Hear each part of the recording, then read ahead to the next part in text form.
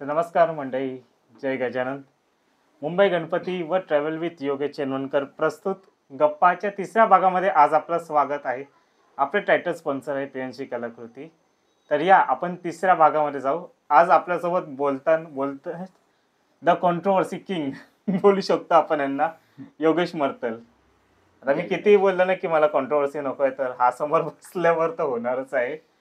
आणि त्याच्यानंतर अमित कोकाटेच्या ना व्हिडिओमध्ये काही जण बोललेले की थोडंसं ते हसण्यासारखं करा तुम्ही हे ते. तर मी एकच बोलतो, महाराष्ट्राची हास्य जत्रा आहे. हे सिरियस टॉपिक्स आहेत, इथं थोडंसं हसणं एंडिंगला बघू. तर मर्तल, तुझ्यावर पहिलाच प्रश्न मी हा घेतो.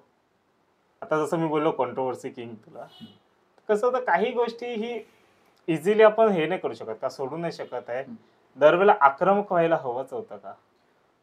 कसं आहे, काही मुद्दे जो आपण मांडतो त्याचं गांभीर्य पण लक्षात घेणं खूप गरजेचं आहे. ते मजा मस्तीसाठी नाही होत आहे. म्हणजे जसं तू म्हणालास की आता की महाराष्ट्राची हास्य जत्रा आहे, तसंच आहे की त्या पॉडकास्टचं किंवा ज्या इंटरव्ह्यूजचं तुम्हाला जर गांभीर्य नसेल तर मग त्याचा अर्थ नाही आहे. गणेशोत्सव हा खेळ नाही आहे, कारण तो मुंबईत नाही, महाराष्ट्र नाही, तर तो जगभरात साजरा केला जातो आणि आज आपल्याला जगभरातनं लोक फॉलो करतात. त्यामुळे त्याचं गांभीर्य असणं खूप गरजेचं आहे. विनाकारण काहीतरी मजा मस्तीसाठी आपण करतो तर त्याचा बॅकफायर पण होताना त्या गोष्टीचा विचार करावा लागेल. या सगळ्या गोष्टी आहेत, त्यामुळे त्याचं गांभीर्य असणं खूप गरजेचं आहे. लोकांच्या मजे मस्तीसाठी किंवा असा काहीतरी फालतू पॉडकास्ट नाही चालू आहे की जे या पूर्ण चळवळीत किंवा या गणेशोत्सवात किंवा नवरात्र उत्सवात इतर उत्सवात काम जे करतात त्यांचं ते कॅलिबर आहे किंवा ती त्यांची मेहनत आहे, ती अशी वाया जाता कामा नये. हेच आहे सांगणं, बाकी काही नाही. योगेश, तू गणेशोत्सवात आहे ना भरपूर आधीपासून कामाला आहे व तू दोन्ही आता जी मेजर दोन समिती आहेत सध्याच्या काळामध्ये, दोघांवर तू एक जवळून काम केलेस. दोन्ही समितींमध्ये तुझे काही मित्रही आहेत. मला सांग ना की दोन्ही समितींमध्ये काय एक फरक आणि काय एक समानता आहे? समानता अशी आहे की दोन्ही उत्सवांसाठी काम करतात. बृहन्मुंबई सार्वजनिक समन्वय समिती जी काय ती मंडळांचं प्रतिनिधित्व फार पूर्वीपासून करत होती. आता मी ज्या समितीत काम करतो म्हणजे अखिल सार्वजनिक उत्सव समिती ही 2020ला स्थापना झाली. त्याच्या आधीपासून समन्वय समिती काम करते. समन्वय समितीची विचारधारा थोडीफार वेगळी आहे. थोडी आमची अखिल सार्वजनिक उत्सव समितीची विचारधारा थोडीशी वेगळी आहे. कारण ते समन्वय करताना फक्त मंडळांचा समन्वय करतात. आम्ही समन्वय करताना मूर्तिकार, मंडळं आणि इतर गणेश भक्त आहेत किंवा इतर उत्सव जे आहेत त्या संदर्भात आम्ही काम करतो. त्यामुळे थोडीशी विचारधारा वेगळी आहे. आणि राहिला प्रश्न तुझा की तुझे माझे त्या समितीत पण मित्र आहेत आणि या समितीत पण, तर गणेशोत्सवात काम करताना आम्ही पहिल्यापासून सगळे एकत्र काम करतो. कोणाबरोबरही असा रोष नाही आहे. वैचारिक वाद नक्की आहे. काही गोष्टींमध्ये मतांतर असू शकतं. त्यांची मतं वेगळी आहेत, माझी मतं वेगळी आहेत किंवा आमची समितीची मतं वेगळी आहेत. हां, मी त्यांचं नाही सांगू शकत, पण मी माझ्या समितीचं सांगतो. आमच्याकडे प्रत्येक पॉईंट हा डिस्कस केला जातो. म्हणजे वर्षाचे 365 दिवस आमच्याकडे गणेशोत्सव आणि इतर उत्सवांबद्दलची चर्चा होते. मग ज्यात आमचे अध्यक्ष आहेत हितेश जाधव, अमित मोरे आहेत, प्रणिल पंचाळे आहेत, जितेंद्र भोईर आहेत, अभि आहे, अभिषेक परब. ह्या आमच्या 5 जणांबरोबर आमचं डिस्कशन असतं. कोर कमिटी म्हणून बऱ्याचशा गोष्टी थोड्याशा इंटरनली डिस्कस होतात. मग बाकीच्या लोकांना त्या सांगितल्या जातात. त्यांचे विचार सगळे ऐकून घेतले जातात. मग एक सारासार विचार करून आपण एखादा डिसिजन ठरवतो आणि मग ते पुढे कार्यरत कसा करायचा किंवा त्या संदर्भातल्या उपाययोजना कशा करायच्या या संदर्भातलं आपलं कामकाज असतं. आणि आमच्याकडे असं हे नाही आहे की मला अध्यक्ष व्हायचं आहे किंवा मला सेक्रेटरी व्हायचं, मला खजिनदार व्हायचं, असा काही प्रकार नाही आहे.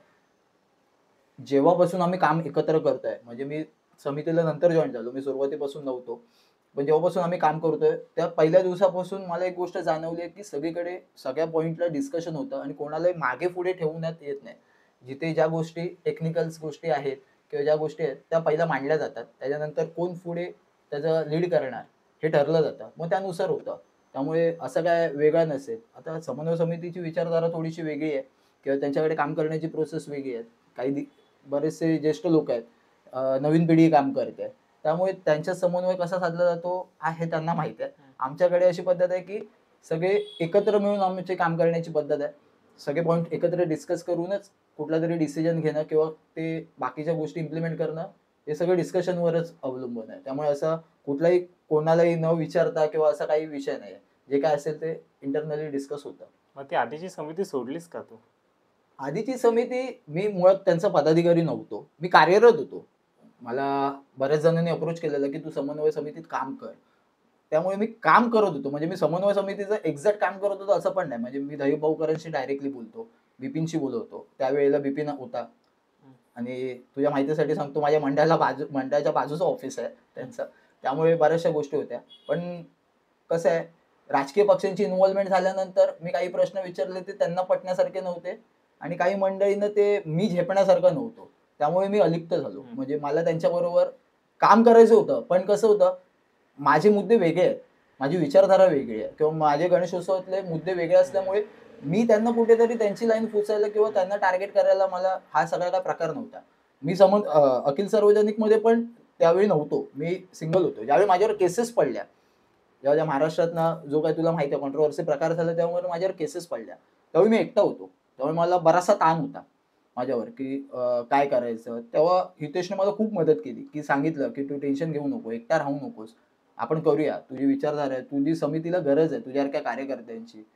तू बघ कसं काय विचार." मग मंगळवार होता, आय थिंक सो संकष्टीचा दिवस होता. त्या दिवशी ठरलं, त्या केसच्या संदर्भात भेटणं झालं आणि हितेश आणि आम्ही खूप आधीपासून चांगले मित्र होतो किंवा एकत्र काम करत होतो. मी सिंगल काम करत असताना तो समितीचा अध्यक्ष असल्यामुळे आम्ही ते सह्याद्रीला मीटिंग वगैरे असणं, त्यामुळे त्याची मेहनत मला माहिती होती. त्यामुळे विचार जुळले, बसलो, डिस्कस केलं, सगळ्या गोष्टी आल्या. मग मी समितीत काम करायला सुरुवात केली. मग त्या दिवसापासून आजपर्यंत आमचं बॉन्डिंग खूप चांगलं आहे आणि कुठेही असा हेवा-दावा नाहीये, की कोणाच्या पुढे धावायचं किंवा कोणाच्या मागे राहतोय, असाही प्रश्न नाहीये. त्यामुळे जे काम करतोय ते उत्स्फूर्तपणे करतोय आणि मनाला पटेल असं काम करतोय. माझे हात कोणाच्या दगडाखाली नाहीत किंवा मला कुठल्याही राजकीय पक्षाचा दबाव नाहीये आणि मला कोणाच्या हाताखाली काम करायला नाही आवडत. मुळात एकत्र काम करणं किंवा एकत्र समविचारी असणं हे खूप महत्त्वाचं आहे आणि ते अखिल सार्वजनिक उत्सव समितीमध्ये आहे, की आम्ही सगळे समविचारी आहोत. वेगवेगळ्या मंडळांचे जरी असलो, तरी मार्गदर्शन आणि मार्गदर्शक या दोन्ही गोष्टी आमच्याकडे आहेत. त्यामुळे आनंद आहे, की मी जे काम करतोय ते चांगलं करतोय, याचा आनंद आहे. आता तू ज्या समितीमध्ये काम करता, पण त्याचं एक कसं होतं माहिती आहे, अखिल सार्वजनिक उत्सव समिती बघितली तर हितेश जाधव फक्त दिसतोय. तर मग असं का? का बाकीचे पण बरेच कार्यकर्ते तिथे आहेत. मग ते कधी फ्रंट फेसवर का नाही येत आहेत? तसा विषय नाहीये. कसं आहे, हितेश टेक्निकल गोष्टींमध्ये, काही गोष्टींमध्ये हितेशला बरीचशी माहिती आहे. हितेश त्या पहिल्या दिवसापासून करतोय. आम्हालाही त्या माहिती आहेत. पण कसं असतं, कुठेतरी एक चेहरा असतो किंवा ज्या बोलण्याच्या आता माझा आक्रमकपणा आहे. पण तो प्रत्येक वेळेला साध्य होईल अशातली गोष्ट नाही आणि काही टेक्निकली गोष्टीमध्ये हितेशचं बोलणं खूप व्यवस्थित आहे किंवा त्या गोष्टी त्याला माहिती आहेत आणि अध्यक्ष असल्यामुळे जो आमचा फ्रंट फेस आहे तो आम्ही सर्वानुमते ठेवलेला आहे, की हितेशच बोलेल. आमच्यापैकी बाकीचे आम्ही बोलत नाही. कारण कसं असतं, काही गोष्टीला तुला काउंटर व्हावं लागतं. कुठेतरी काउंटर होणार, कुठल्यातरी गोष्टी बाहेर होतात किंवा त्या गोष्टीचा इम्पॅक्ट पडतो आपल्या गोष्टींवर. त्यामुळे हितेश जो चेहरा आहे, तो सर्वानुमते आहे. असं आम्हाला कुठेच वाटत नाही, की बाबा फक्त हितेशच पुढे येतोय, नाही. समिती ही पूर्ण सगळ्यांची आहे आणि सगळं डिस्कशन लेव्हल आहे. त्यामुळे आम्हाला कधीच असं वाटत नाही. हितेश जे लीड करतोय ते आम्हाला मान्य आहे आणि आम्ही सर्वानुमते त्याला सांगितलेलं, की बाबा ह्या गोष्टी आहेत, हे तुला मांडायचं आहे. त्यामुळे जे काही त्याचे पॉइंट्स जे असतात, तो आम्हाला सांगतो, डिस्कस होतं. मगच त्यानंतर तो जे काय असेल, इंटरव्ह्यूज असेल किंवा शासन दरबारी जे काय मांडायचं असेल, तो त्याचा चेहरा हितेश आहे. कारण तो सेव्ह माय गणेशापासूनचा प्रवास आहे त्याचा. त्यामुळे माझ्यापेक्षा जास्त तरी उत्सवाच्या ज्या काही गांभीर्याने गोष्टी घेतल्या पाहिजेत, ते त्याच्याकडे थोडासा एक्सपिरियन्स जास्त आहे आणि बट ऑब्व्हियसली तो चेहरा असल्यामुळे आणि तो अध्यक्ष असल्यामुळे आम्ही त्याला स्वतःहून सांगतो, की "बाबा तू हे मांड. तुझी मांडण्याची पद्धत आहे." किंवा सगळ्यांमध्ये डिस्कस झालेल्या गोष्टी आहेत आणि प्रत्येकाला वेळ तेवढा देता येत नाही. कामाच्या निमित्ताने कोणी बाहेर असतं. म्हणजे कधी मी नसतो, प्रणील नसतो, अभिषेक नसतो, जितू सुद्धा नसतो, अमितला सुद्धा अमित सगळं ॲडमिनिस्ट्रेशन सांभाळतो. त्यामुळे कसं आहे, प्रत्येकाला तितकासा वेळ देता येत नाही. तो वेळ हितेश स्वतःच्या इम्पोर्टंट गोष्टींमधनं काढून सुद्धा तो समितीसाठी धावपळ करतो किंवा उत्सवासाठी धावपळ करतो. त्यामुळे आमचा चेहरा तो आहे. त्यामुळे असं मनात कुठे हे नाही, की बाबा तोच दिसतोय म्हणून असं काही हे नाही. आणि आम्हाला काही प्रसिद्धीची हाव नाही. ते बाप्पाच्या कृपेने प्रसिद्धी अशी मागे-मागेच येते आणि कॉन्ट्रोव्हर्सी पण घेऊन येते. ते दोन्ही एकच आहे, प्रसिद्धी आणि कॉन्ट्रोव्हर्सी. ते जेवढं या योगेश बरोबर आहे, ते या योगेश बरोबर पण हे पण बरोबर आहे. तर आता बोलतच होतो आपण कॉन्ट्रोव्हर्सी. तर सोशल मीडियावर म्हणजे ह्याच्या आधी पण मी बरीच कॉन्ट्रोव्हर्सी ऐकली आहे. हां. तर मला एक सांग ना, की आता जसं मी तुला आधी पण बोललेलो, ती गोष्ट जी तू व्हिडिओ केलेलीस, ती टाळताही आली असती त्या मंडळासोबत काही मीटिंग्स करून, असं तुला वाटत नाही का? मुळात त्या व्हिडिओमध्ये मी क्लिअर कट सांगितलेलं की माझ्या आयुष्यातला सगळ्यात काळा दिवस आहे की मला मंडळांवर बोलावं लागतं. मी जेव्हा व्हिडिओ बनवतो तो कुठल्या एका मंडळासाठी नसतो, तो ओव्हरऑल गणेशोत्सवावर असतो. कारण जर तू माझे मुद्दे बघितले असतील तर पीओपीचा मुद्दा मी सगळ्यात आधी मांडला. जेव्हा मूर्तीकारांची बाजू होती, जेव्हा महाराष्ट्रात कोणी मांडला नव्हता तेव्हा मी मांडलेला. कसं असतं, तू जेव्हा वर्षभर काम करतो ना, त्या गोष्टी तुला दिसतात की बाबा ही गोष्ट येणार. आज हा मुद्दा आहे, हे आपण हे इकडे अतिरेक होतोय, हा मुद्दा तुला कधीतरी येणार आणि ह्याला जर सरकार दरबारी किंवा कोर्टात जाणार तर ह्याला तुला व्हॅलिड उत्तर द्यावं लागणार. ते व्हॅलिड उत्तर आपल्याकडे आहे का? उत्सव मंडळ म्हणून, कार्यकर्ता म्हणून किंवा समिती म्हणून त्या गोष्टीचं व्हॅलिड उत्तर आहे का? तर हे उत्तर नाहीये. आपण आपल्या मजेसाठी जी गोष्ट करतोय त्याला तू उत्सव म्हणून नाव नाही देऊ शकत. ही गोष्ट लक्षात ठेवा. आणि कोर्टात ज्यावेळी गोष्टी मांडल्या जातात ना, तेव्हा तुझ्या चारी बाजूने त्याची काय म्हणतो त्याला, चारी बाजूने तुझी पाहणी होते की तू कुठल्या कुठल्या अँगलने बरोबर आहेस आणि तुला त्याचे प्रूफ द्यावे लागतात. बरेचसे अशा गोष्टी आहेत की त्याचे प्रूफच नाहीत आणि ते आपल्या विरोधात आहेत. त्यावेळी तुम्ही काय करणार?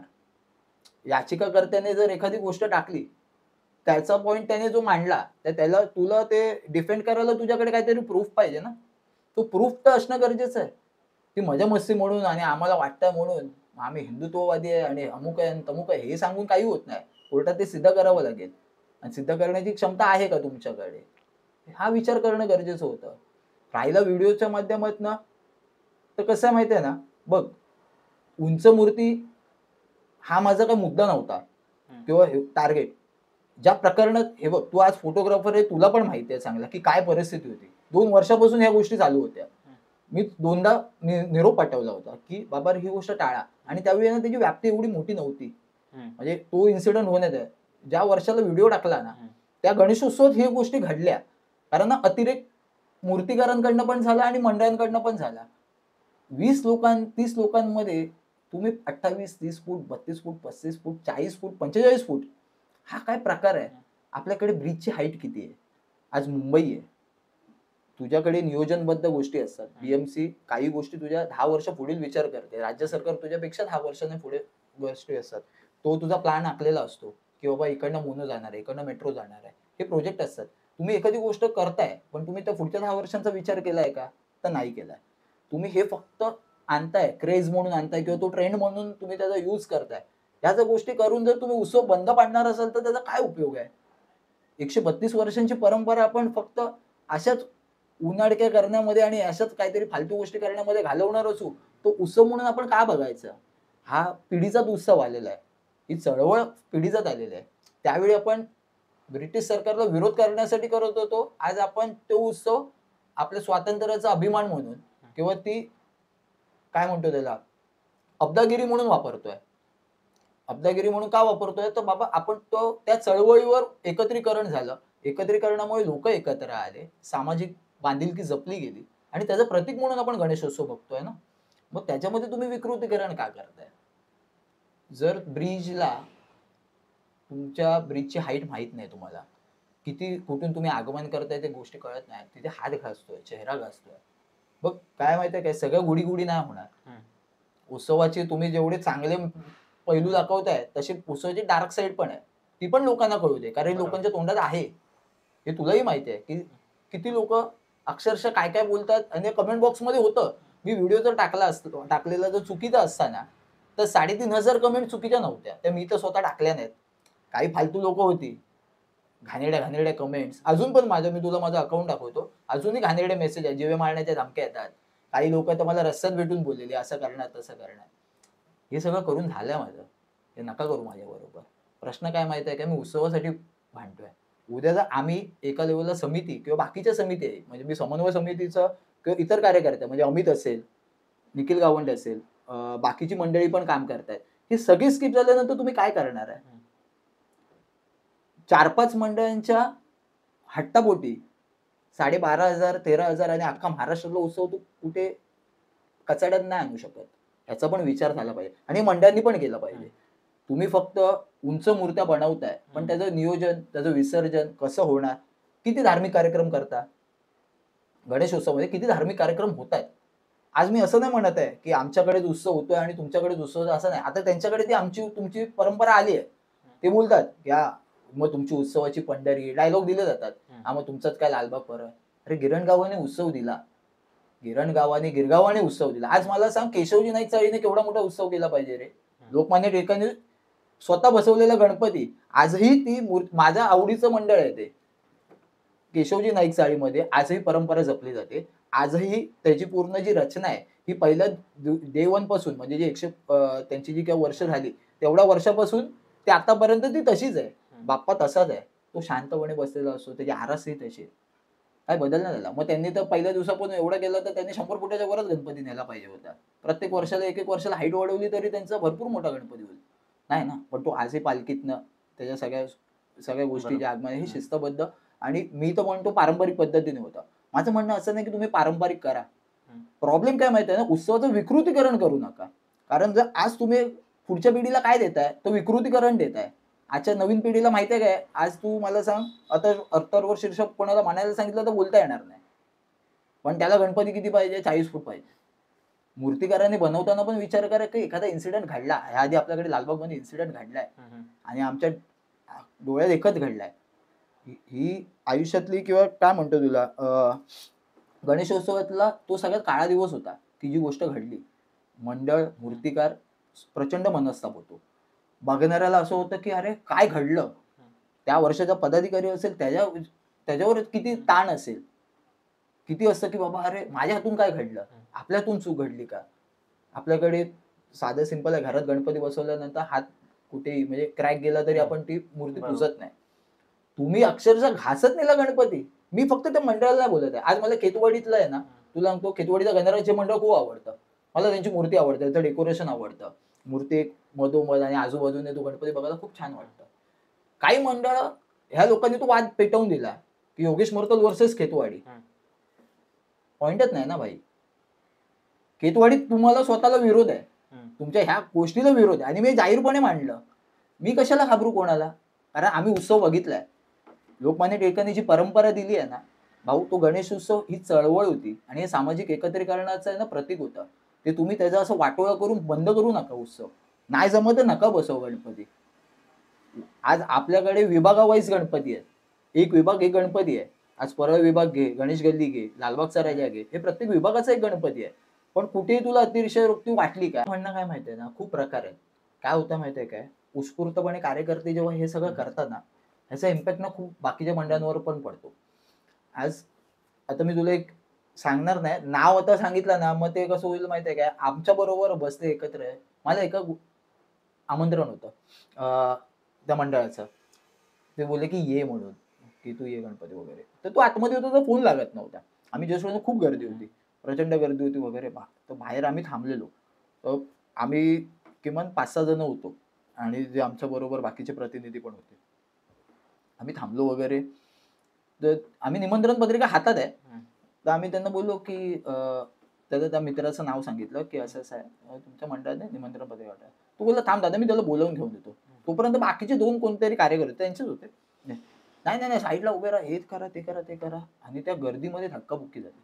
तर आम्ही त्याला बोललो की मग आम्ही निघालो. मी बोललो आता काय गर्दी थांबून अर्थ नाही, कारण काय असं अपमान वगैरे असा नव्हता की गर्दी होती. नाही, तर बोललो चल निघूया, कारण काय आपल्याला आपल्या मंडपात पण यायचं, आपल्या एरियात पण पोहोचायचं. तर आम्ही निघालो. तर तो बोलला अरे नाही नाही झालं, चुकून झालं वगैरे. मग तो आम्हाला घेऊन गेला, सत्कार वगैरे केला. तर मी त्याला एकच गोष्ट म्हणालो, बोललो काय होतंय माहितीये काय, तुम्ही तुमचं कार्यकर्त्यांना सांगा की आपल्याकडे काय चाललंय काय नाही. असं जर धक्काबुक्की करणार तर तुमच्याकडे कुठली गोष्ट येणार नाही, किंवा कुठले पाहुणे मंडळी किंवा दुसरी मंडळ नाही येणार. ह्या गोष्टी थोडं टाळा.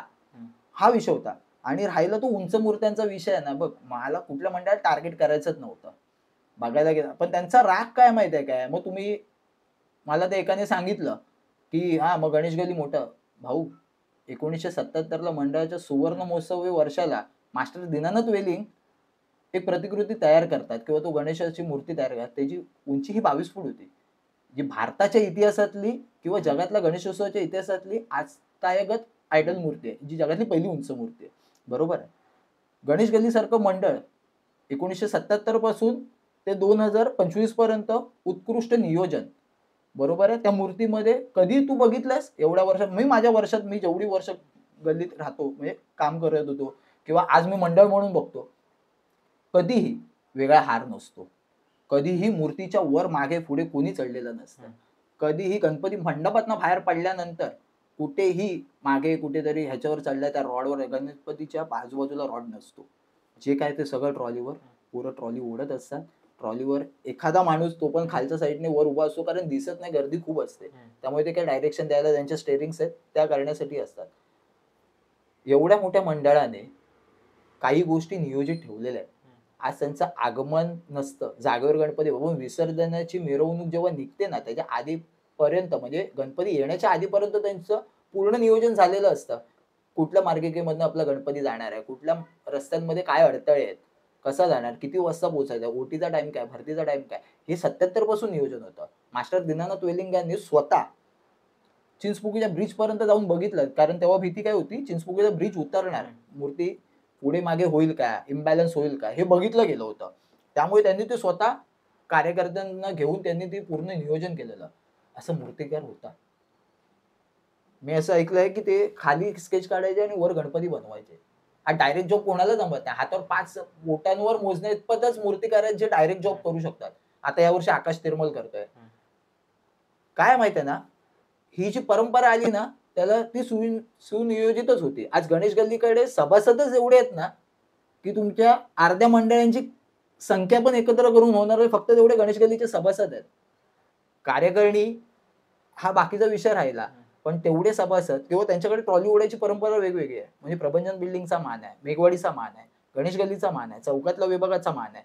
असे 5 वेगवेगळ्या टप्प्यामध्ये तुझे कार्यकर्ते, ज्यांचा पूर्ण जत्ता बघितला असतो तो 250-300 लोकांचा आहे. ते कंटिन्यू करण्यासाठी त्यांच्या गिरगाव चौपाटीपर्यंत त्यांच्याकडे तेवढा मोठा ताफा आहे. तुमच्याकडे आहे का? विसर्जनाची रशी कुठपर्यंत जाते हे कोणीही सांगावा. मी तुला सांगतो कुठपर्यंत जाते. जोपर्यंत पाणी लागत नाही, जोपर्यंत नियोजित होत नाही, तोपर्यंत तेवढं सगळं नियोजन आहेत ना. आज मंडप किमान आता हे 50-100 येईल त्यांची, म्हणजे आसपास ते 45-47 वर्ष करतायत. आज विभागात जेवढे आपल्या गिरणगावात मोठे गणपती झाले, ह्यांचा ऊर्जा स्रोत हे गणेश गल्ली आहे. बरोबर. आज मंडळाने ट्रॉली कशी बनवावी, ट्रॉली कशी घेतोय, ह्याचं सगळं नियोजन गणेश गल्लीने दिलंय. म्हणजे तू अभिषेक परब बरोबरचं पॉडकास्ट बघितला असेल किंवा तुला सगळी मंडळ तेच सांगणार. चिंचपोकीचा चिंतामणी असेल, त्यावेळी पहिला चंद्रावरचा गणपती बांधला, मंडळाने नेहमी मदत केली आहे. काय असतं माहितीये काय, आपल्याकडे जी आपुलकी आहे ना, ही सगळ्यांकडे नाही. लोक फक्त ट्रेंड फॉलो करतायत, मंडळाचं नियोजन फॉलो नाही करत आहेत. आज त्यांच्याकडे कॅपॅसिटी आहे की काही झालं तरी तेवढी माणसं ते गणपती पूर्ण पोचवणार. कुठेही तुला आजपर्यंत त्यांचं एवढं मोठं मंडळ आहे, जेव्हा विसर्जनाचं कोणाचं म्हणजे नामोनिशाण नव्हतं, काही मंडळांचं तर रजिस्ट्रेशन पण नव्हतं, तेव्हापासून मुंबईतला पहिला गणपती हा जेव्हापासून टीव्ही आहे, चॅनल आहे, तो पहिला ओपन केला तर मुंबईचा राजा दिसणार तुला. हे जे प्रकार आहेत ना, ही जी प्रथा आहे ना, ही ह्या मंडळांनी स्वतःच्या स्वकर्तृत्वाने बनवलेलं आहे आणि त्यांनी ती पिढीजात बनवली आहे. आज स्वप्नील परब असेल, किरण तावडे असेल, ह्या मंडळांपुरता उत्सव मर्यादित नाही. तो संजय दादापासून आलेला आहे, म्हणजे संजय सावंत असेल त्यांच्यापासून आलेला आहे. आज आमचा बरीचशी खालची कार्यकारिणी मंडळ काम करतात. अभिषेक शिवलेकर असेल, तुझी बाकीची टीम असेल, म्हणजे कार्यालय प्रमुख पासून सांगू शकतो मी तुला की प्रत्येकाचं नियोजन असतं. एवढं नियोजन तुमच्याकडे आहे का रे? मग तुम्ही काय एवढा अट्टास करताय? आणि बरं तो अट्टास करताय ना, मी व्हिडिओ टाकला नव्हता, मी तुला मुळात सांगतो. त्यांच्या ब्लॉगर लोकांनी व्हिडिओ टाकलेले, ते युट्यूबवर पडलेले, त्याच्यामध्ये मी टॅग झालेलो आणि त्याच्यावरनं ती सुरुवात झालेली. तुम्ही जे आणताय हेच तुम्हाला बॅकफायर करत आहे. आम्ही काय वेगळं केलं नव्हतं. मी काय त्यांना बोलायला 150 ते 200 लोक माझ्या मंडळात आलेली. मग तुझ्या बरोबर असं मी नव्हतो तेव्हा, मी ऑलरेडी बाहेर होतो. आणि काय होतं माहितीये रे, मी त्यांना सांगायचा प्रयत्न काय करत होतो की कोर्टाची तारीख आणि तो सेगमेंट खूप जवळ होता आणि खूप ऑलरेडी गरम वातावरण होतं. म्हणजे काही डिसिजन येऊ शकत होतं, फेवर मध्ये येईल नाही येईल माहित नव्हतं. राज्य सरकार त्यावेळी इंटरव्ह्यू नव्हतं किंवा राज्य सरकारची एवढी इन्व्हॉल्वमेंट नव्हती. फक्त आपण आशिष शेलारांशी बोलत होतो आणि बाकीची मंडळी आपल्याला फक्त तारखा देत होती की भेटूया, बोलूया. खूप लोकांनी नाही सांगितलं, मी नावं घेणार नाहीत, मोठे नेते आहेत ते, त्या लोकांनी नाही सांगितलेलं, आम्हाला नाही जमणार, हा विषय खूप किचकट आहे. कोणीच ऐकून घेतलं नव्हतं. त्यावेळी आशिष शेलारांनी खूप बरीचशी मदत केली की बाबा ह्या गोष्टी आपण त्यांना इम्प्लिमेंट केलेल्या, त्या गोष्टी आहेत बाबा, ह्या हे सबस्टन्स आहेत, हे आपण वापरू शकतो. म्हणजे शास्त्रज्ञांच्या टीम पासून भेटणं आणि ह्या सगळ्या मेहनतीमध्ये ह्यांच्या ह्या व्हिडिओनी पाणी फेरलं. तो मी व्हिडिओ टाकलेला नाहीये. त्यांनी जो गणपती पाडला हा व्हिडिओ मी टाकलेला नाहीये. मी त्यांना एवढंच सांगितलेलं, ज्या वर्षी त्यांच्या आधीच्या वर्षाची मूर्ती होती ती जेव्हा पडली तेव्हा त्यावेळी भयंकर त्रास झालेला. कारण त्याच्यानंतरची इम्पॅक्ट आणि त्यावेळी त्यांच्या मंडळातलं कोणतरी पदाधिकारी आमच्याबरोबर सामील होते. त्यांना पण ती गोष्ट माहिती होती आणि त्याच्यावर ही चर्चा झालेली. तेव्हाच मी त्यांना सांगितलेलं, की "बाबा रे, हे सांभाळा. कारण हे आपण जी मेहनत करतोय ना, ह्याच्यावर हे सगळं पाणी फिरणार आणि हा सार्वजनिक उत्सव बंद होणार." कारण काय माहिती आहे ना, तुम्ही एक्स्ट्रीम लेव्हल जेव्हा ते वाढवताय ना, ते कधीतरी एका पॉइंट नंतर फाटणार किंवा ते फुटणार. हे ह्याचं गांभीर्य लक्षात घ्या. याचं गांभीर्य तुम्हाला नसेल, मग तुम्ही फक्त हे ट्रोल करण्यासाठी आणि मजा मस्ती अरे 15 टाळकी फालतू आहेत. म्हणजे यांचं शिक्षण नसेल. अशी टाळकी आपल्यावर कमेंट करणार. मी त्यांना उत्तर देणंच बंद केलं. काय गरज आहे? आदिशक्तीची पूजा का केली जाते ह्याचं तर भान ठेवा. त्या सगळ्याच बऱ्याच गोष्टी होत्या आणि त्याचं ते होतं आणि बघ मी माझ्या मुद्द्यांवर ठाम आहे. मी कोणाला घाबरत नाही आणि माझं कोणामुळे चालत नाही किंवा माझं कोणामुळे अडत नाही. मी उत्सवासाठी म्हणतो बघ आम्हाला पण लिमिटेशन्स आहेत. एका पॉइंट नंतर आम्ही पण बॅकआउट होणार. समिती असेल, कुठली समन्वय समिती असेल, अखिल सार्वजनिक उत्सव समिती असेल किंवा तू कार्यकर्ता म्हणून किंवा मंडळ म्हणून प्रत्येक गोष्टीला लिमिटेशन्स आहेत. त्या लिमिट नंतर तू नाही करू शकत. मग ती जर पिढी संपली आणि जर तुमचा अतिरेक वाढत राहिला तर तो उत्सव वाचवायला ना लोकमान्य टिळक येणार, ना स्वातंत्र्यवीर सावरकर येणार, ना महात्मा ज्योतिबा फुले येणार, ना या भाऊसाहेब रंगारी येणार. हे पण मी तुला सांगतो. आज तू पुण्याचा उत्सव खूप वेगळा आहे, मुंबईचा उत्सव खूप वेगळा आहे. काही गोष्टी तुम्ही पण फॉलो करा ना. धार्मिकतेला फॉलो करा ना. ते सोडून तुम्ही सगळं करताय. फालतूगिरी, लालबागमध्ये फालतूगिरी. तुम्ही आणताय, गाड्या ढकलताय, कोणाच्या वायरी कापताय, प्रॉब्लेम्स होतात. अरे पोलीसवाल्यांवर किती ताण येतोय. पोलीस प्रशासन व्यवस्था पण माणूस आहे. ओव्हरलोड करणार तर ह्याचा इम्पॅक्ट एवढा डेंजर होणार ना, की तो बाकीच्या मंडळांना भोगावा लागेल. मंडळाचा बरोबर. कार्यकर्ता म्हणून किंवा मंडळाचा पदाधिकारी म्हणून तुझे डॉक्युमेंट्स पोलीस स्टेशनला सबमिट असतात रे भाऊ. त्यांना जास्त लोड वाटलं ते काय नाही जास्त काळजी करत. ते डायरेक्ट 13व्या दिवशी तुझ्या नावाने समन्स बनवतात किंवा केस घेतात मंडळावर. ते तुझं अख्खं वर्ष वाया जातं ना रे. तू त्या मला सांग एखादा गुन्हा तू केलायस का? वैयक्तिक स्वरूपासाठी केलेला असतो का? नाही. तू गोंधळ होतो. तो गोंधळ तू याच्यामध्ये त्या वर्षी तू पदाधिकारी असेल, तुझ्यावर गुन्हा दाखल झाला आणि त्या वर्षाला तुला समज बाहेर जाण्याची अपॉर्च्युनिटी आली, बाहेरगावी जाण्याची अपॉर्च्युनिटी आणि तुला पासपोर्ट नाही मिळाला. मग ह्याला जबाबदार मंडळ की गणेशोत्सव? की तू गणपती? आपण मी काय बोलतो पण परत हाच जो मुद्दा आहे ना आणि त्यावेळेला तुला तुझ्या समितीने पण सपोर्ट नाही दाखवलेला. नाही, नाही. मी सांगितलेलं ना वैयक्तिक मुद्दा. समितीला सपोर्ट असा विषयच होत नाही. काय होतं माहिती आहे काय? समितीचा तो अजेंडा नव्हता मुळात. मी जो टाकलेला व्हिडिओ मी त्या व्हिडिओमध्ये पण सांगितलं, की तो माझं वैयक्तिक मत आहे. कळलं काय? काही गोष्टी बघ समितीमध्ये कसा विषय असतो माहिती आहे काय? जो आपला अजेंडा नाही ना, त्याच्यावर समिती भाष्य नाही करू शकत. पण बाकीच्या मंडळांचा त्याच्यात सपोर्ट होता. म्हणजे परळचा राजा नरे पार्क असेल. या लोकांशी मी डिस्कस केलेला. हा मुद्दा होता आणि आमच्या समितीमध्ये सगळ्या मंडळांचे पदाधिकारी आहेत. उमरखाडीचे अध्यक्ष आहेत जितेंद्र भोईर. अभिषेक परब आहे परळचा राजा नरे पार्क. ताडदेव वगैरे राजराजेश्वरी असेल. अमित मोरे आहे. बाकीचे पहिली सुतार गल्ली आहे बाप्पा राजा त्याचे पदाधिकारी आहेत. सगळ्या पदाधिकाऱ्यांशी बोलणं होऊन तो व्हिडिओ टाकलेला, की तुम्ही अतिरेक करताय. बघ उंच मी तुला काय उमरखाडीची मूर्ती उंच नाहीये का? ते तू त्यांचं विसर्जन तू डोळ्याने बघितलंस. कसं विसर्जन करतात? तो गणपती ती लोक तराफा लावून तराफ्यावर ती एवढी मोठी मूर्ती उचलून सकाळी येऊन पहाटे येऊन ते सगळं पूर्ण करून स्वतःचं विसर्जन व्यवस्थित करून येतात. आपण तर्फावरून तर ती मूर्ती पण गेलेली मग कुठली? देवीची. अरे पण इकडे घासत नेली त्याचं काय होतं? तराफ्यावरनं माझं म्हणणं काय तराफ्यावर बनवलं तू काय पण बनवशील. मला सांग उंदराला असे एवढे मोठे सुळे कुठून आले? Amazon मध्ये कुठले प्राणी आहेत हे असले? ड्रॅगनवर देवी बसली. काय देवी तुमच्या स्वप्नात येऊन बोलली ड्रॅगन आणि ड्रॅगनचं तोंड भाजायला बोलली? व्हिडिओ दाखवतो मी तुला. तू बघितलंय स्वतः काय करतात प्रकार. तो मुलगा भाजला असता भारत माताच्या याला. तेव्हा ते फ्लेम करत होते. जेव्हा ती हवा पास होती ती त्याच्या तोंडात जवळनं गेलेली. आम्ही त्याला खाली उतरवलं. आम्ही तिथे उभे होतो. आम्ही त्याला खाली उतरवलं. बोललो बाबा तुझ्या जीवानिशी खेळशील. त्या दिवशी त्याचा चेहरा जळाला असता. त्या दिवशी मंडळ जबाबदार होतं की ती देवीची मूर्ती जबाबदार होती रे. मूर्ती करायला पण ताळतंत्र हवं ना, की आपण काय बनवतोय. काही बनवता. विकृत प्रकारचे. बाप्पाची आरस बाप्पा कोण आहे? विद्येचा देवता आहे. अरे तुम्ही त्या विद्येच्या देवतेला विकृती करण्याचा कळस करून टाकलाय. कशावरही गणपती कसाही आडातेडा गणपती बनवायचा पाय मोठा हे तुटा बाकी क्रॅक गेलेत मग ते पॅचिंग करतात कुठे भारत माताच्या इकडनं गणपती काढलाय त्या आगमनापर्यंत तुमचे क्रॅक जात आहेत. मग कसल्या मूर्त्या घडवतायत तुम्ही? कुठल्या मूर्त्या घडवतायत? आणि बघ हे मी स्पष्ट मत का म्हणतो माहिती आहे काय? मी उत्सवातला कार्यकर्ता आहे. भाई जे सर्वसामान्य लोकांना जे वाटतं तेच मला वाटतं. मला काही वेगळं स्वप्न नाही पडत. जे वाटतं तेच वाटतंय. तुमचा अतिरेक थांबवा. कारण काय आहे माहिती आहे? ज्यावेळी हे सगळं आपल्यावर उडवलं जाईल ना, ह्याचा सगळा फटका सगळ्या मंडळांना पडणार. महाराष्ट्र सरकार काढताना काय फक्त बघणार नाही की मी कुठल्या मंडळासाठी काढलं आणि कुठल्या मंडळाने काय केलं. ओव्हरऑल सगळ्या मंडळांना तुम्हाला हे भोगावं लागणार.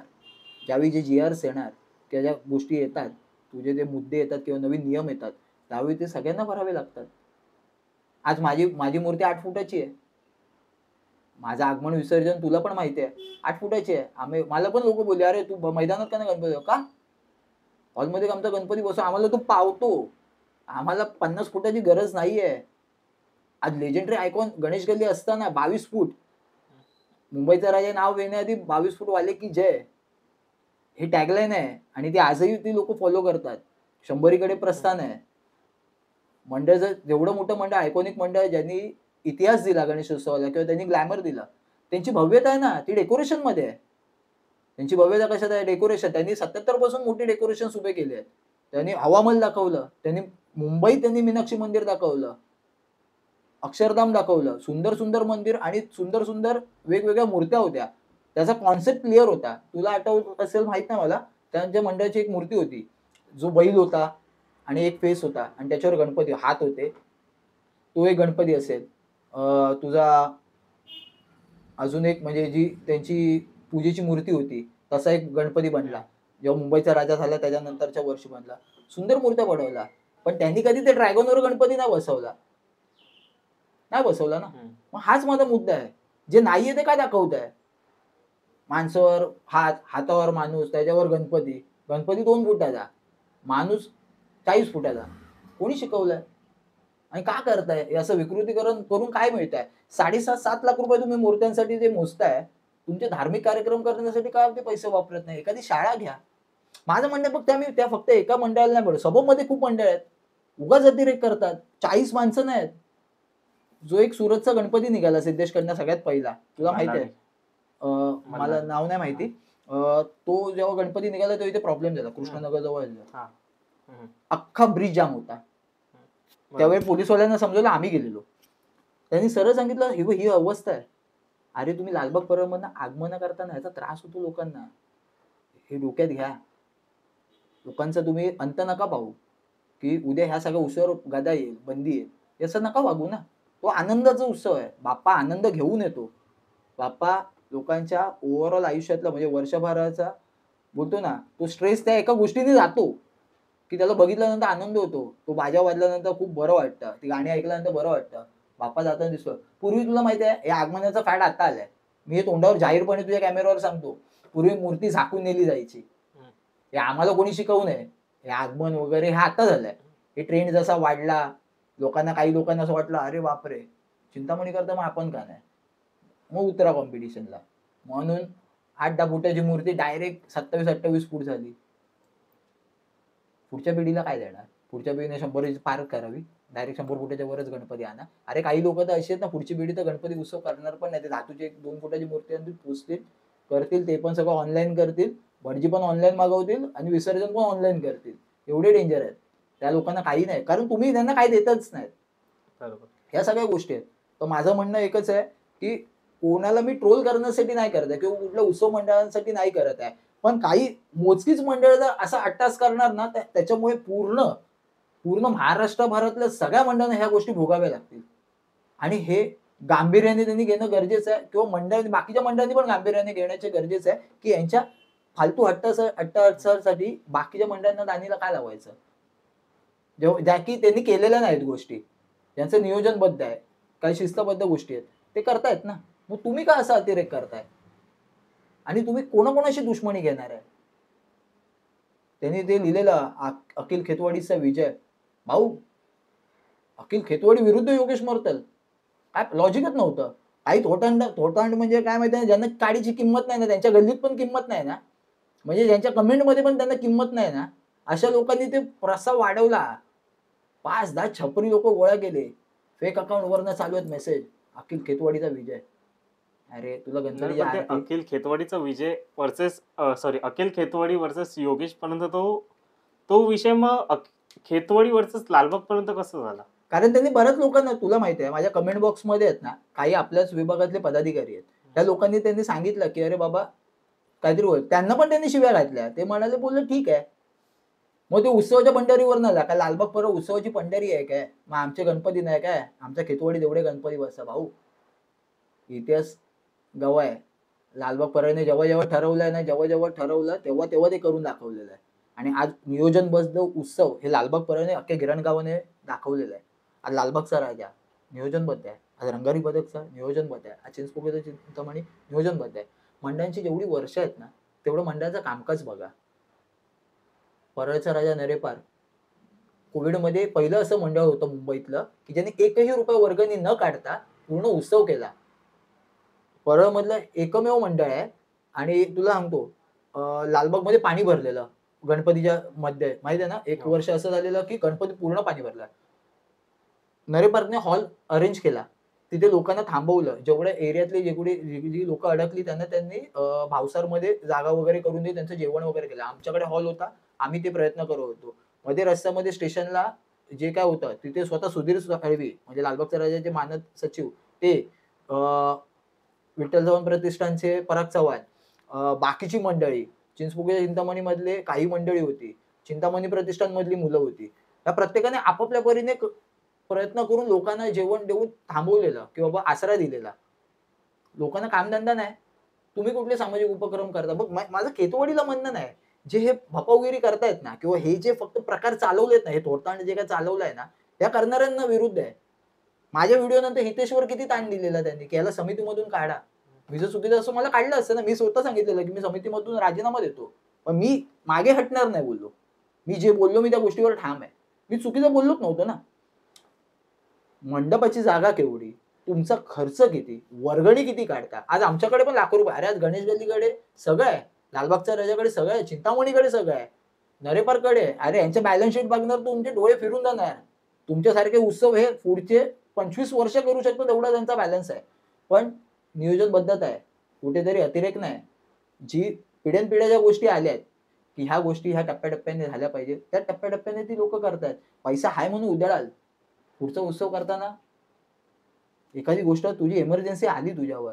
आज लालबागच्या राजासारख्या मंडळाने डायलिसिस सेंटर उभं केलं. अभ्यासिका उभी केली. अभ्यासिका अरे मी शाळेत असताना आम्ही तुला सांगतो पेरू कंपाऊंड मधली शाळा जी पडीक होती त्याला पहिली डिजिटल लायब्ररी अख्ख्या गिरणगावात लालबागच्या राजाने दिली. पहिली डिजिटल अभ्यासिका ही लालबागच्या राजाने दिली. बाकी कोणी नाही दिली. गणेश गल्लीकडे आज वेगळ्या गोष्टी आहेत. त्यांचं रक्तदान शिबिर घे. बऱ्याचशा गोष्टी आहेत. सण वार वेगवेगळ्या पद्धतीने आहेत. आज तुला बघशील तर छोट्यातलं छोटं आमचं मंडळ घे. आज आमच्याकडे संकष्टीला पूजा होते. आज प्रत्येक संकष्टीला पूजा होते. हे तुला पण माहिती आहे. कोण नाही तर 10 कार्यकर्त्यांमध्ये पूजा होते. पण ते ऑफिसमध्ये दर संकष्टीला आमच्याकडे पूजा होते. ही परंपरा आली आहे. म्हणजे आमच्या मोठ्याने आम्हाला शिकवलं. आम्ही ती पुढे फॉलो करतोय. ज्याला जो अवेलेबल आहे तो करतो. प्रत्येक मंडळाकडे आहे ना. आज रंगारी पदकचा का मोठ्या मूर्तीमुळे फेमस नाही. रंगारी पदकचा पौराणिक कथांचा अक्षरशः लोकांना वेड लावलं होतं. पौराणिक कथा बघायची असेल तर तुला लोक रंगारी पदकमध्ये यायचे. आज त्यांचा श्रीरंभ जी मूर्ती आहे मग 5 वर्षांनी लंबोदर येतो. हे कोणाला किती माहिती आहे? सारंगांची उत्तम कलाकृती म्हणजे श्रीरंभ मूर्ती होती. जी उभी मूर्ती होती. ते अख्खं डेकोरेशन घेऊन ते विसर्जनाला जाणार. ते बैलगाडीतनं जाणार. त्या गोष्टी आहेत ना रे. हे गिरणगावाने दिलंय. काय ह्या आमच्या आधीची जी पिढी होती, आमचे जे आवाडवडील होते किंवा गिरणगावातली जी जुनी लोक होती त्या लोकांनी ते चळवळीचं प्रतीक म्हणून तो गणेशोत्सव साजरा केला आणि समाजाला आपण देणं लागतो. समाजाला काहीतरी देणं लागतो. म्हणून त्या उत्सवाच्या परंपरेच्या आधारे त्यांनी एक कार्यक्रम आपल्याला दिले. ह्या गोष्टी आहेत. मग हे जर तुम्ही कुठे फॉलो करताय हे पण बघा ना. सबबमधली मंडळ सगळं तेच. मोठी मूर्ती आणा हे करा. अरे अक्षरशः ब्रिजच्या खालून गणपती जात नाही. तुम्ही हाईट नाही मोजली. गणपती बुक करून आले. एक गणपतीचा व्हिडिओ बघितला आता मी रिसेंट बघितला. अंधेरीचा कुठला माहित नाही मला. पण एक मोठाच्या मोठा ब्रिज आहे आणि गणपती अडकून राहिला. बसलेला गणपती ड्यूकचा गणपती जसा आहे ना मोठा तसा गणपती अडकून होता. शेवटी त्यांनी ते मुकुट कापलं. ही जर परिस्थिती आपल्यावर का रे पाट्यावरचा गणपती पावत नाही? तुझ्या घरी गणपती बसतो, माझ्या घरी गणपती बसतो, नाही पावत? पावतो. आपण त्याचं विकृतीकरण केलंय. कितपत योग्य आहे हे स्वतःला तर विचारा. आपण जो गणपती बाप्पा पुजतो अरे त्याची नजर कुठे आहे? तो केवढा आहे? अरे त्याचं भव्य दिव्य रूप तुम्ही साकारणारे कोण आहेत? तो अफाट आहे. तो निर्विकार आहे. आणि त्याला आकारच नाही. तुम्ही त्याचं स्वरूप ठरवू नका. त्या उत्सवाचं गांभीर्य लक्षात घ्या. आदिशक्तीची पूजा करायची सोडून तुम्ही काय करताय? वड्यावर देवी, मग माणूस तो नरसिंह त्याच्यावर देवी. मग मी काय चुकीचं म्हटलेलं की ओटी घोड्याची भरायची की देवीची भरायची? काय चुकीचं बोललो? बरोबर आहे ना? तुला काय वाटतं? हे असला प्रकार बघून तुला काय वाटतं? भाई एका टायमिंग लोकांना खेळच वाटणार. जेव्हा ते हात घासले जातात ना, मनाला लागतं की अरे चुकीचं होत आहे. एखादी गोष्ट घडली ना डोळ्यापुढे, त्यावेळी तुम्ही रडून काय फायदा नाही होणार. अरे ते सांभाळताना आहे ना, अक्षरशः हातपाय थरथरायला लागतात. जो इन्सिडेंट आम्ही आयुष्यातला बघितला तो सगळ्यात घाणेरडा होता. तेव्हा सुचत नव्हतं काय. कॉलेजला होतो आम्ही. आमच्या डोळ्याच्या पुढेच झालं. आम्ही नाचत होतो तिथे अनंत निवासजवळ चहा पीत होतो आणि तो सगळा इन्सिडेंट झाला. अक्षरशः पब्लिक ओक्साबोक्शी रडत होती. पदाधिकारी आज मित्र आहेत, चांगले मित्र आहेत. पण ते वर्ष त्यांच्या आयुष्यातलं एवढं होतं की घरात दुखवटा होता. भाई अख्ख्या लालबाग परळ सोड, अख्ख्या गिरण गावाने दुखवटा बाळलेला. त्या वर्षी एकही बाजाला खर्च किती होतो? 1 ते 1.5 लाख रुपये खर्च पकड. तेवढा खर्च वगैरे सगळं सोडून लोकांनी आपापले गणपती विसर्जन केले. मंडळात आले, आरती केली, नंतर एकमेकांना भेटले. मंडळात जाऊन सगळ्यांनी व्हिजिट दिल्या. सगळेजण जाऊन भेटले. बाबा टेन्शन घेऊ नको. त्यांनी वर्षभर याग होमहवन केले, सगळ्या गोष्टी केल्या. हे किती लोकांना माहिती आहे? त्या सगळ्या गोष्टी करताना ना खूप त्रास होतो. तर ह्याचं गांभीर्य लक्षात घ्या. बस बाकी काय नाही. तर आता पुढचा पण एक सेगमेंट आहे, नवीन सेगमेंट घेतोय की काय शिकाल. मी तुला ना एक नाव सांगेन एकेका कार्यकर्त्यांचे, त्यांच्याकडून तू काही शिकू शकतोस किंवा त्यांच्याकडे असं काय शिकण्यासारखं ते मला सांगा. ओके. पहिलं नाव जितेंद्र भोईर. जितेंद्र भोईर उमरखाडीचे राजा, उमरखाडीचा राजाचे अध्यक्ष आहेत. त्यांच्याकडनं ध्येयवादीपणा किंवा कार्यकर्त्यातला तो आक्रमकपणा शिकण्यासारखा आहे की आपल्याला एखादं ध्येय गाठायचं आहे, हे आपण ठरवलंय, ते पूर्ण करू शकतो, हे त्यांच्याकडून शिकण्यासारखं आहे. मंडळाकडनं पण आणि खास जितेंद्र भोईर यांच्याकडनं पण, की ती गोष्ट करण्यासारखी आहे. अभिषेक परब. संयम, नियोजन आणि काय म्हणू त्याला, कार्यतत्परता ही अभिषेक परबकडनं शिकण्यासारखी. प्रणिल पांचाळ थोडंसं कमर्शियलाइज कसं होता येईल आणि नियोजनबद्धता, मॅनेजमेंट कसं असेल, त्याचे आराखडे कसे आखू शकतो, हे शिकण्यासारखं आहे. अमित मोरे मास्टर माइंड आहे. त्यामुळे ॲडमिनिस्ट्रेशन, उत्सव कसा असेल किंवा त्याचे बॅकलॉग्स कसे करता येतील किंवा त्याच्या उपाययोजना कशा असतील, एखादी गोष्ट मांडल्यानंतर, त्या गोष्टी इम्प्लिमेंट झाल्यानंतर त्याच्या बॅकअप प्लॅन कसे रेडी करून ठेवायचे किंवा त्या मुद्दा मांडल्यानंतर किंवा जे काय बॅकफायर होईल किंवा चान्सेस वाटत आहेत, तर ह्या सगळ्या गोष्टींचं नियोजन करून तो मुद्दा मांडणे, हे अमित मोरेकडनं शिकण्यासारखं आहे. प्लस त्याच्याकडनं अजून एक गोष्ट शिकण्यासारखी आहे की धर्मशास्त्राचा अभ्यास कसा असावा, उत्सव कसा असावा, पूजापाठ किंवा त्या उत्सवाचा मूळ गाभा जो उत्सवाचा आहे तो त्याच्याकडून शिकण्यासारखा आहे. कारण त्यांच्या चैत्रातली नवरात्र उत्सव हा खूप वेगळा आहे, जो राजराजेश्वरीचा आहे. तर दर वर्षाला त्याच्याकडनं होणारे नवीन नवीन धार्मिक विधी हे त्याच्याकडून खूप शिकण्यासारखं आहे. आणि त्याचा अभ्यास पण त्याचा तितका दांडगा आहे की त्याच्यातनं ते का आपण करतोय आणि ते का केलं पाहिजे आणि त्याचा स्थानिक लोकांना किंवा भाविकांना त्याचा कसा फायदा होईल किंवा त्याचा तो संदेश कसा समाजापर्यंत पोचेल याचं नियोजन त्याच्याकडे आजपासूनचं पुढच्या 10 वर्षांचं आहे. त्यामुळे ते त्याच्याकडून शिकण्यासारखं आहे. हितेश यादवचा कसा माहिती आहे, हितेश यादवचा प्रामाणिकपणा शिकण्यासारखा आहे. उत्सवासाठीचा त्याच्यातला जो कार्यतत्परपणा आहे तो शिकण्यासारखा आहे. शांत स्वभाव, संयमी आहे. बऱ्याच गोष्टींमध्ये टेक्निकल पॉईंट्स शिकण्यासारखे आहेत. आणि मुळात स्वतःचा कामधंदा असून सुद्धा उत्सवासाठी कसा वेळ द्यावा किंवा त्याच्यासाठी कोणी पाठीशी नसताना एकटा का होईना कसं लढावं, हे हितेशकडनं शिकण्यासारखं आहे.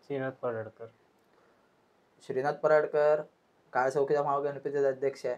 मागच्या वर्षी त्याने जो प्रयोग केला, काही प्रयोग केले आणि त्याचं जे आता मी त्याचा पॉडकास्ट बघितला, तर त्याचं जे ध्येय आहे तर तसं ध्येयवादी बनायला आवडेल. की त्याचं एक स्वप्न आहे की शाळा घेणं, मंडळ शाळा चालवणं, हा जो काय त्याचा कॉन्सेप्ट आहे किंवा जे त्याचं ध्येय आहे ते त्या ध्येयपूर्तीकडे ते जावं. माझ्याकडनं शुभेच्छा आहेत. पण तसं ध्येय आणि तसा कार्यकर्ता बनायला नक्कीच आवडेल. स्वप्नील परब. स्वप्नील परब म्हणजे आयकॉनिक आहे, यूथ आयकॉन आहे बघायला गेलं तर. कारण त्याचं बोलणं, त्याचे विचार करण्याची पद्धत, उत्सवासाठी असलेलं नियोजन आणि एवढ्या मोठ्या मंडळात काम करून पण स्वतःवर संयम किंवा त्या मंडळासाठीचं असलेलं डेडिकेशन हे स्वप्नीलकडनं शिकण्यासारखं आहे. शेवटचं सुधीर भाऊ साळवे. मॅनेजमेंट गुरु, की मंडळ कसं असावं, नियोजनबद्धता कशी असावी, जगभरात सुद्धा आपल्यासारखा उत्सव व्हावा ही अपेक्षा घेऊन सर्वसामान्य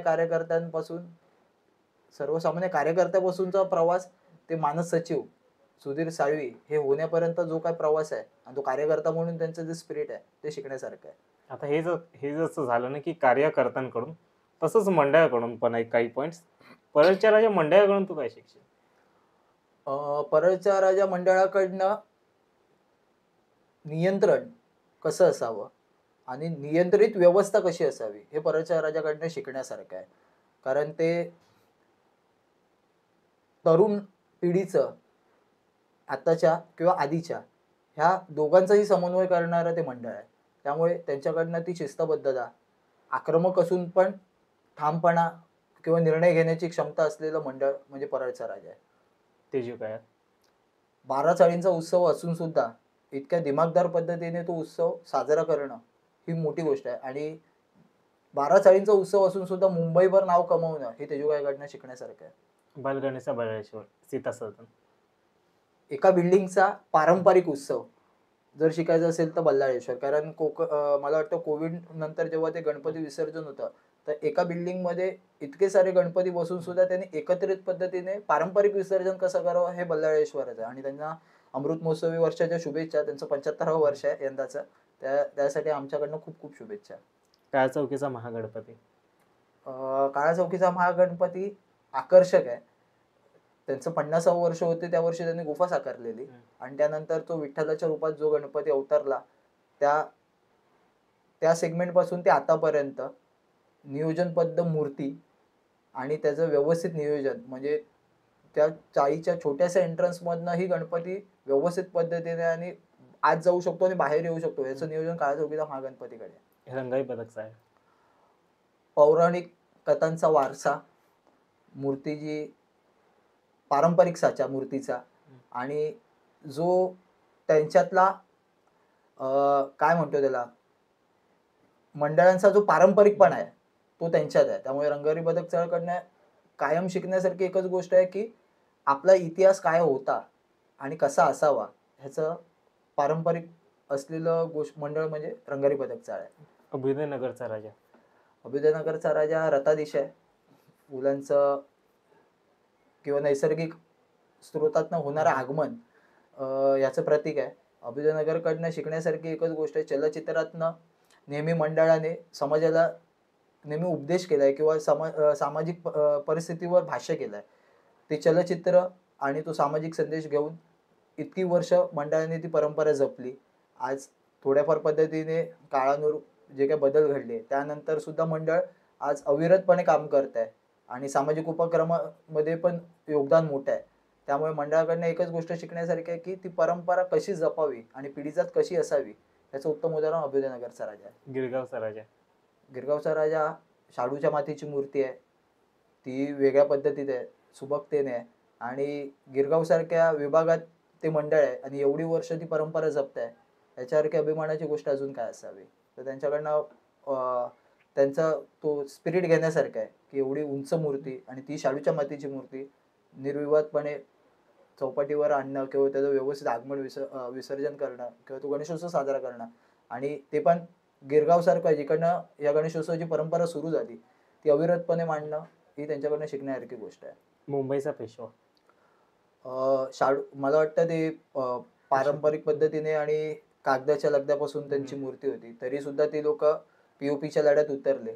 त्यांना ऍक्च्युली खरं तर त्रास नव्हता पण तरी ते मंडळ मूर्तिकारांच्या बाजूने उतरलं. त्यामुळे त्यांच्याही मंडळाला शुभेच्छा की त्यांच्याकडनं शिकण्यासारखं आहे की फक्त स्वतःचं बघू नका, सर्वसामान्य ज्या गरजा आहेत किंवा सर्वसामान्य मंडळांचे जे प्रॉब्लेम्स आहेत त्याच्यासाठी ते मंडळ स्वतःचाही बॅकअप घेऊन उतरलं, ही महत्वाची गोष्ट आहे. चिंचपोकेचा चिंतामणी. शतकोत्तर पार झालेलं पहिलं गिरणगावातलं सार्वजनिक उत्सव मंडळ, लोकमान्यांची प्रेरणा असलेलं मंडळ. आणि ज्या उत्सव मंडळाकडनं म्हणजे ती उत्सवाची धगधगती मशाल आहे, ज्यांनी प्रत्येकाने आपापल्या मंडळात जो दिवा घेऊन जो गणेश उत्सव साजरा केला, तो चिंचपोकळीच्या चिंतामणीमुळे केला. चिंचपोकळीच्या चिंतामणीचं एक गोष्ट मी तुला सांगू शकतो की चिंचपोकळीच्या चिंतामणी हे मंडळ आधीही प्रसिद्ध होतं, न्यायशाला ते शिस्तबद्ध मंडळ होतं. पण चिंतामणी हे नाव बनवण्यासाठी जी त्यांच्या कार्यकर्त्यांनी जी मेहनत घेतली ना, ती मला वाटतं मुंबईतला कुठलाच मंडळ घेऊ नाही शकत. एवढी मोठी कार्यकर्त्यांची फौज उभी करून त्यांना व्यवस्थित सांभाळणं आणि तो चिंतामणी हे नाव जगभरात पसरवणं हे त्यांच्या कार्यकर्त्यांचं स्किल आणि मंडळाचं स्किल. आणि आजही विसर्जनाला आरतीच्या तालावर जाणं कुठलाही गाजावाजा न करता, आणि तो मुंबई नव्हे तर भारताच्या इतिहासातलं असं मंडळ आहे की ज्याची दखल घेतली जाते की लालबागच्या राजानंतर चिंतामणी सुद्धा येतो आणि लोक तो एन्जॉय करतात. तरुण पिढीचा आकर्षक असं चिंतामणी आहे, तो तरुण पिढीचा आहे, नवीन पिढीचा आहे. त्यामुळे आनंद आहे की चिंतामणीसारखं मार्गदर्शक मंडळ आपल्या गिरण गावात आहे आणि त्यांच्याकडनं खूप शिकण्यासारख्या गोष्टी आहेत. त्यांचे सामाजिक उपक्रम असतील, तुझं त्यांचं ते बाकीचं नियोजन असेल. फार पूर्वी त्यांच्याकडे बऱ्याचशा परंपरा होत्या. आज गर्दीच्या नियोजनामुळे त्यांना ते करता येत नसावं, पण त्यांनी खऱ्या अर्थाने परंपरा शिकवल्या. गिरण गावातल्या अगदी जुन्या पद्धतीचे म्हणजे विसर्जनाला तुझे जे नारळ असतात, म्हणजे जे तुझं नवस्फूर्तीच्या ज्या गोष्टी असतात ते त्यांच्याकडे आज देखील होतात. त्या पूर्ण विभागामधला म्हणजे गिरण गावातला विभाग म्हणजे चिंतामणी हा शिवडीपर्यंत पोहोचलेला. त्यावेळी गणेशोत्सव नव्हता, त्यावेळी शिवडीपर्यंत चिंतामणीची वर्गणी निघायची. त्यामुळे तो गिरण गावातल्या गिरणी कामगारांचा गणपती आहे. त्यामुळे आश्वस्त आहे की जोपर्यंत गणेशोत्सव आहे तोपर्यंत चिंतामणीचं नाव तसंच मोठं राहील. मुंबईचा राजा गणेश गल्ली. नियोजनबद्धता, कार्यकारिणी कशी असावी, कार्यकर्ते कसे असावे, उत्तम सुसंवाद आणि मंडळातला एक कार्यकर्ता वेगळ्या पद्धतीने मोठा न होता अख्खं मंडळ मोठं आहे. आणि येणाऱ्या पिढीलाही खूप चांगल्या पद्धतीने नियोजन कसं असेल आणि पुढच्या पिढीला कसा गणेशोत्सव करायचा आहे की आपलं एवढं मोठ्या नावाचं वलय असून सुद्धा आपल्याला किती शांत आणि शिस्तबद्ध राहायचं आहे याचं उत्तम उदाहरण मुंबईचा राजा गणेश गल्ली आहे. आणि एवढं सगळं वलय असताना म्हणजे जगातली पहिली उंच मूर्ती, मोठं डेकोरेशन, सेलिब्रिटी पॅटर्न्स सगळं असून सुद्धा फायर ब्रिगेडचं आजही सेफ्टी अवॉर्ड त्यांना मिळतं, ही मोठी गोष्ट आहे की त्यांचं मंडपाचं नियोजन उत्तम आहे, मूर्तीचं विसर्जनाचं उत्तम नियोजन आहे. ज्यांनी विसर्जन पूर्ण मुंबईला शिकवलं चांगल्या पद्धतीने, ज्यांनी सुरुवातीच्या मोठ्या काळामध्ये जेवढ्या आजूबाजूच्या स्थानिक मंडळात मोठ्या मूर्त्या झाल्या त्या काळापासून, त्यांना सगळ्यांना ट्रॉलीचं नियोजन, त्यांची ट्रॉली ही सगळ्यात वेगळी आहे. म्हणजे जी पहिली ट्रॉली आहे की ज्याला स्टेअरिंग होतं आणि विविध प्रकारे नवीन उपाययोजना करणं विसर्जनाच्या बाबतीत. विसर्जन अजून चांगल्या पद्धतीने सुलभ पद्धतीने कसं होईल आणि ते पण कार्यकर्त्यांच्या जीवावर. एवढी मोठी कार्यकारिणी, एवढे मोठे सभासद असताना देखील मंडळ शिस्तबद्ध प्रिय पद्धतीने विसर्जन आगमन किंवा आगमन नाही होत पण गणेशोत्सव साजरा करतं आणि तो आज 100कडे. त्यामुळे त्यांच्याकडनं ऑलवेज शिकण्यासारखं आहे की ते सगळ्यांचे नियोजन करण्यामध्ये मोठं हे आहे. शेवटचं लालबागचा राजा. लालबागचा राजा गिरणगावाला पडलेलं सुवर्ण स्वप्न आहे. लोकांची श्रद्धा आहे, आदरस्थान आहे. मंडळाचं नियोजन तर उत्तमच आहे, नो डाऊट. मंडळाने आज लालबागला ग्लॅमर देण्याचं काम लालबागच्या राजाने केलं. जगभरात पोचला गणपती, पण आजही त्याची नियोजन व्यवस्था एकदम उत्तम आहे. कार्यकारिणी किंवा त्यांचं जे काम करण्याची पद्धती आहे ती खूप वेगळी आहे. वेळ द्यावा लागतो, असंच ते पद मिळत नाही.